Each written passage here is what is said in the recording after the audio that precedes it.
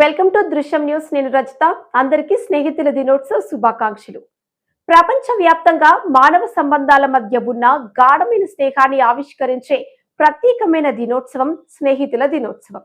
ఈ స్నేహితుల దినోత్సవాన్ని 1930లో అమెరికాలో హాల్ మార్క్ కార్డ్ కంపెనీ ప్రారంభించింది.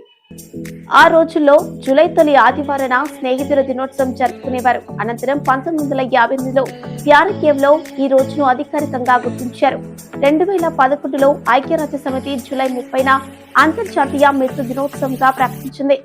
కానీ భారతదేశంలో మాత్రం స్నేహితుల దినోత్సవాన్ని ఆగస్టు తొలి వారాన ఆదివారం రోజునే జరుపుకునే ఆనవాయితీ కొనసాగుతూ వస్తుంది.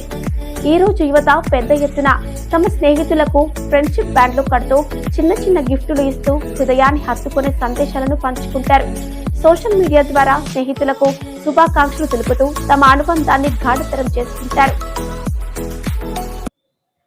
ఈ స్నేహితుల దినోత్సవం సందర్భంగా భారతదేశంలో చాలా మంది శ్రీకృష్ణుడు మరియు కుచేలుడి మధ్య ఉన్న అపూర్వమైన స్నేహ బంధాన్ని గుర్తు చేసుకుంటూ ఉంటారు. ఈ బంధం భాగవత పురాణంలోని కుచేలో ప్రఖ్యానంలో ప్రస్తావించబడింది. చిన్నతనంలోనే సాందీపని ఆశ్రమంలో కలిసి చదువుకున్న వీరిద్దరి స్నేహం అనంతకాలం నిలిచింది. కుచేలుడు పేదవాడైనప్పటికీ తన మిత్రుడిని మరవలేదు.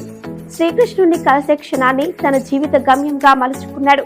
కుచేలుడు తన అవసరాలను చెప్పకుండానే శ్రీకృష్ణుడు అతనిపై దయ చూపించి అతని జీవితాన్ని మారుస్తాడు.